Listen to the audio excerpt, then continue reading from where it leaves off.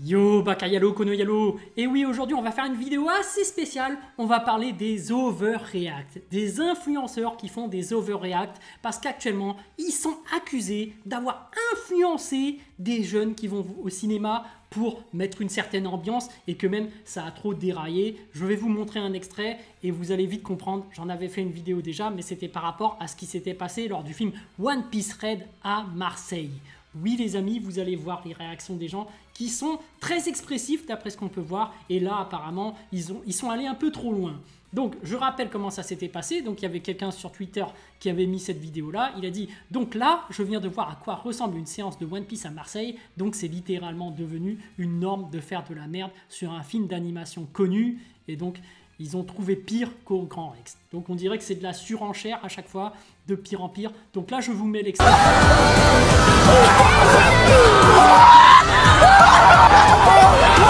C'est pas réel! C'est pas réel! Je crois qu'on a fait un peu n'importe quoi. Et donc là, comme vous pouvez le voir, les gens sont carrément allés sur l'estrade, ils ont couru, ils sont tous en train de crier. Il y a une super ambiance pour moi, excepté le fait que les gens jettent des pop-corn et jettent de l'eau ou dégradent un peu les lieux. Si ils étaient vraiment, tu vois, restés, comment dirais-je, excités mais qui ne dégradent rien, ils ne font pas de mal à personne. Même s'ils vont sur l'estrade et qu'ils courent, tu vois, ils bousculent personne, ils tapent personne, ils ne jettent personne, puisque toute la salle est venue pour s'ambiancer. Donc moi, c'est une ambiance que j'avais dit que j'aimerais bien, je trouve ça sympa, je trouve ça cool, et même en tant qu'artiste, enfin bon, artiste est un grand mot, hein, en tant que, on va dire, créateur de contenu, quand je fais des vidéos, par exemple sur ma chaîne principale, où j'essaie de sublimer un manga et de mettre un peu de musique, d'animé, de te mettre bien, tu vois, de raconter l'histoire, ce serait un rêve. Ce serait un rêve que des gens chez eux soient surexcités et se mettent à crier. Et parce que ça, c'est le but des créateurs de contenu, en fait. C'est de transmettre des émotions. C'est de pouvoir faire en sorte que les autres aient vraiment des émotions, que ça les touche, que ça les fasse vibrer. C'est ça notre but. Et quand moi je vois cette salle qui est complètement ambiancée, qui sont complètement en train d'éclater et tout, là, de joie, moi ça me fait super plaisir. C'est ces émotions que eux-mêmes me transmettent en faisant ça. Mais bon, c'est vrai qu'ils sont allés un peu loin en jetant des pop-corn, en dégradant un peu les lieux, et ça je ne cautionne pas, bien évidemment. Mais ensuite, ce qu'on a, c'est que le Grand Rex a réagi. Donc on va regarder, mais avant de regarder la réaction du Grand Rex, pour ceux qui ne savent pas, voilà, ce qui s'est passé au Grand Rex, c'est différent quand même à Marseille. Hein, c'est resté quand même beaucoup plus sobre. Donc je vais vous mettre l'ambiance. Donc ce qui est marqué là, c'est tous ceux qui critiquent sont des gens qui n'iront jamais aux avant-premières. Je rappelle que les avant-premières, c'est seulement une fois avant la vraie diffusion du film. Donc c'est des avant-premières. Ce n'est pas vraiment la diffusion à chaque séance de cinéma, c'est juste pendant l'avant-première qu'il y a une ambiance exceptionnelle. Vraiment les gros dosés qui veulent aller voir avant tout le monde, et ben hop, il y a des séances exprès pour eux. Et donc à ce moment-là, l'ambiance est juste extraordinaire. Et regardez l'ambiance à la fin. L'ambiance à la fin était incroyable, toute la salle était dans le même délire, on a trop kiffé et on continuera tout. Vous pouvez continuer à pleurer jusqu'à demain, ça va rien changer et moi ça me met de bonne humeur dès que je vois ça. Regardez-moi cette ambiance incroyable. Et ça n'a rien à voir avec celle de Marseille. Donc faut pas confondre ce qui s'est passé au Grand Rex et ce qui s'est passé à Marseille.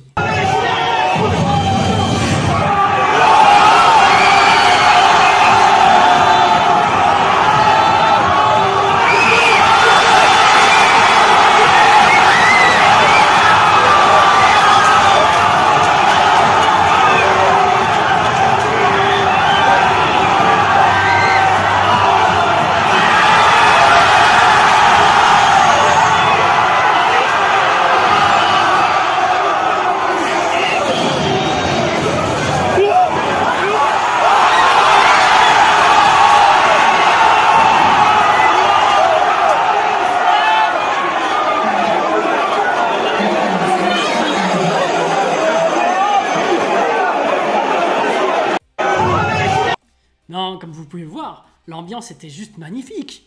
L'ambiance est juste incroyable. Moi, je sais qu'il y a des gens qui seraient perturbés par ça, mais quand tu es dans une ambiance pareille, moi, je je suis super heureux. Moi, je sais pas, ils me transmettent leurs émotions. Moi, ça me fait kiffer. Mais bon, après, bon, c'est vrai qu'à Marseille, ils sont allés trop loin. Mais même à Marseille, je trouve qu'il y a une certaine émotion qui est transmise et je trouve ça sympa. Mais bon, après, je comprends qu'il y en a qui peuvent être perturbés. Une nouvelle fois, ce ne sont que ce qui se passe aux avant-premières. Après, le problème, c'est que, vous savez, le cinéma, ça procure de l'argent. Cette ambiance-là, ça fait aussi venir d'autres personnes. Et donc après, il y a un communiqué de presse qu'a fait le Grand Rex, donc que je vais pouvoir vous lire. One Piece Red à Paris, la direction du Grand Rex assume les scènes d'euphorie dans la salle et les encourage. Ce week-end, les avant-premières du film d'animation japonais ont donné lieu à une ambiance survoltée parmi les spectateurs.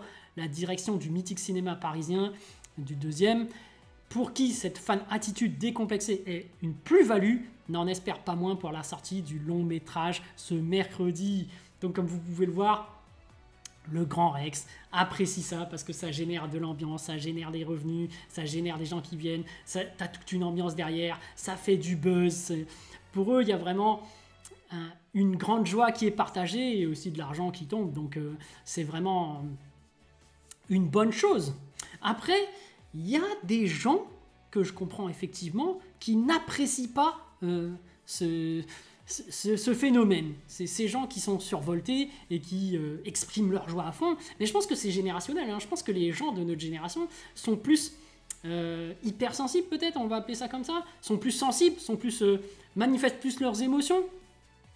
Et du coup, il y en a qui sont effectivement contre et accusent certains influenceurs, parce que ce sont eux qui ont plus ou moins commencé à réagir comme ça, mais ce n'est pas vraiment eux d'ailleurs, c'est juste que eux, naturellement, ils réagissaient déjà comme ça, et ils se sont filmés à réagir comme ça.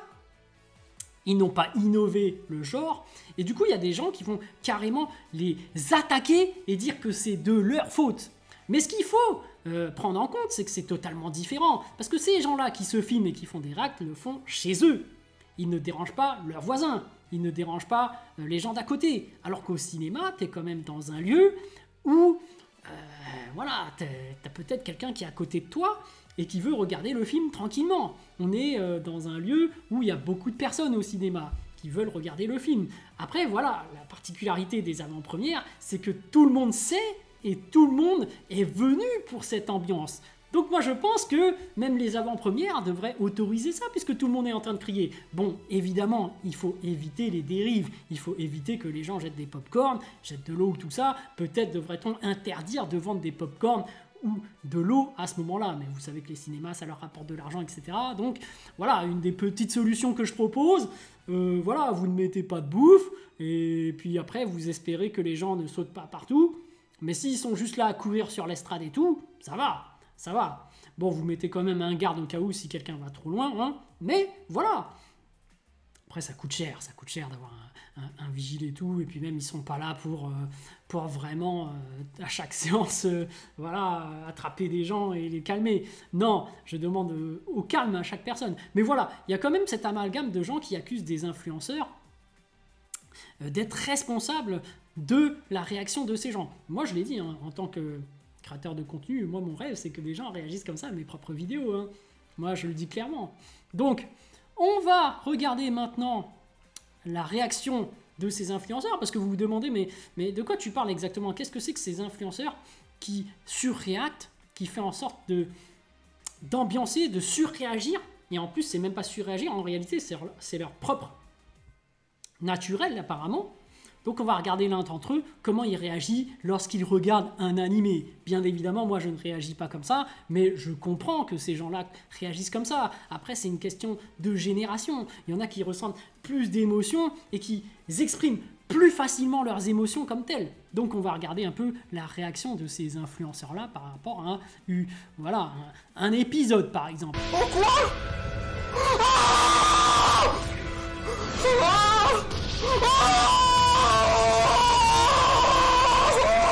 Oh les lasers, wesh! Oh le flamme et les flics! Oh quoi?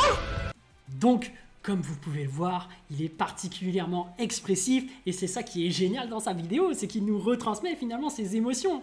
Donc moi j'apprécie énormément. Et faut arrêter de faire l'amalgame de c'est parce que lui il réagit comme ça que tout le monde le regarde que nous on doit faire pareil dans un cinéma. Lui il est tranquillement dans sa chambre alors que les gens sont au cinéma, il y a d'autres personnes à côté, il y a le respect d'autrui. Mais d'un autre côté, dans les cinémas du Grand Rex avant-première, les gens sont venus exprès pour ça. Donc les gens, quand tout le monde dans la salle est en train de crier et veut crier, faut faire des... Peut-être qu'il faut faire des cinémas exprès pour ça. Exprès pour ces gens-là, j'en sais rien. Parce que moi, je trouve ça génial. Après, on peut dire ce qu'on en voudra. Moi je donne mon avis. Voilà, je trouve que c'est très bien. Par contre, par rapport aux accusations que les autres font, cette personne va réagir. Et en fait, ces influenceurs sont vraiment soumis à une énorme pression sur Twitter, à des gens qui insultent, qui... Voilà, vous allez voir sa réaction, vous allez ressentir son... Comment dirais-je, un peu son...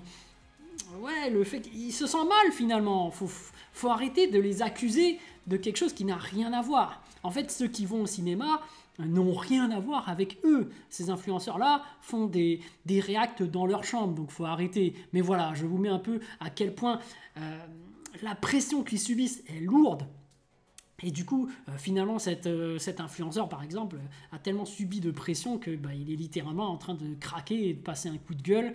Voilà, donc on va regarder un peu sa réaction. Mais voilà, regardez quelqu'un qui dit PTDR, donc lui, on lui dit qu'il overreact sur des animes réels et il insulte les darons comme ça. C'est la pire communication du monde. PTDR, je suis dévasté. Oui, c'est vrai que il ne faut pas insulter, pas d'insultes, pas de menaces de mort, comme je le répète à chaque fois. Qu'importe la situation, pas d'insultes, pas de menaces de mort.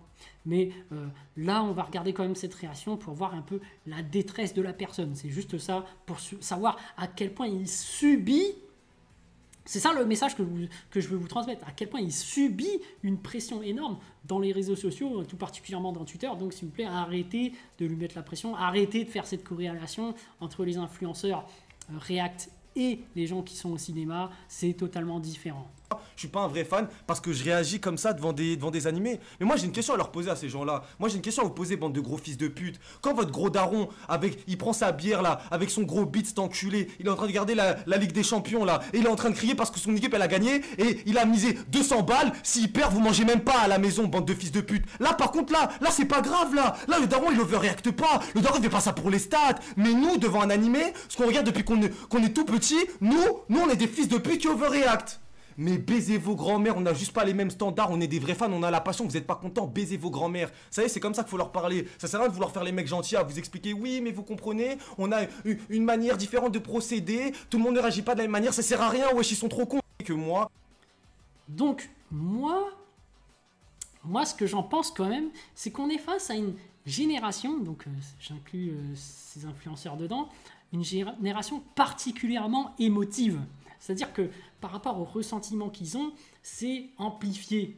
Et du coup, en fait, quand ils regardent un anime, quand c'est dans la joie, ils expriment leur joie, ils sont tellement contents qu'ils le font ressentir, qu'ils l'expriment, qu'ils l'extériorisent. Et quand il s'agit de haine, eh ben c'est pareil. En fait, on est face à une génération qui est particulièrement émotive et qui exprime clairement sans pudeur, on va dire, voilà, sans pudeur, leurs ressentis, leurs émotions. Moi, je suis pas comme ça, tu vois. Moi, je le dis clairement, mais ça dépend des gens. Moi, je suis quand même un peu plus pudique. J'exprime pas autant mes émotions lorsque je regarde un animé. Voilà, je pense que ça dépend des gens, tu vois. Et ils ont leur façon de s'exprimer. Mais je pense que là, quand même, en s'exprimant comme ça, il va un peu trop loin. Donc moi, je le dis clairement, pas d'insultes, pas de menaces de mort. Il ne faut jamais aller aussi loin.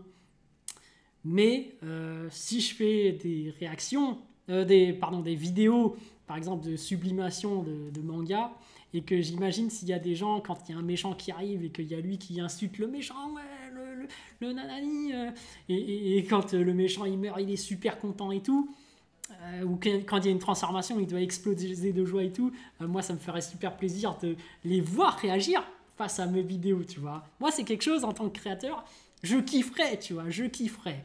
Mais voilà les amis, Sur ce, je vous laisse. Dites-moi ce que vous en pensez en commentaire. Mais moi, c'est clair et net. Mon avis, c'est que ces influenceurs-là ne sont pas responsables de la réaction des gens au cinéma. Mais je pense que dans les cinémas à Grand Rex et tout, la réaction est quand même magnifique. Magnifique, des gens qui crient tous ensemble dans la bonne humeur. Mais moi, ça me donne envie d'y aller. Et en vrai, à Marseille, comme je le disais, si tu retires le fait qu'il y a des gens qui jettent des pop-corn ou des gens qui jettent de l'eau, tu les laisses juste... Tu laisses un emplacement comme dans les concerts. Tu laisses une fosse où les gens ils peuvent courir et tout. Je pense. Et tu laisses les gens pouvoir crier et tout. Et tu préviens bien à l'entrée que ça va être comme ça, t'avertis bien les autres, vous êtes dans un concert, vous n'êtes pas vraiment dans un cinéma, c'est entre les deux, il faudrait que vous attendiez à ça, c'est une avant-première et tout. Je pense que c'est génial. Moi, je pense que c'est génial. Tu laisses des gens courir devant. Je trouve que c'est une ambiance géniale. Mais après, chacun son avis. Moi, je comprends que ça dérange des gens. Mais comme je le disais, quand t'as que des gens qui sont venus pour ça, ça va. Ça va. Après, je dis pas, il se peut qu'il y ait des gens qui se sont un peu perdus et qui aimeraient bien voir le film avant tout le monde. Peut-être que, voilà, il faudrait prévoir 2 types de salles différentes et éviter de vendre des pop-corn ou de l'eau pour éviter toute nuisance au niveau de dégradation des salles. Mais voilà les amis, dites-moi ce que vous en pensez en commentaire, mais moi en tout cas, c'est un phénomène bien spécial que j'aime bien. Moi je trouve que ils partagent bien leurs émotions, c'est quelque chose que je trouve plutôt bien, c'est l'évolution. C'est pas une régression en soi, pour moi c'est une évolution. Il faut s'y habituer, voilà. Il y a des gens qui seront toujours réticents à l'évolution. Moi je trouve ça bien, je trouve ça marrant, voilà. En fait si c'est bien géré comme au Grand Rex, ça va. Voilà, sur ce, je vous laisse. À plus dans le bus, ou plutôt à plus tard dans le car.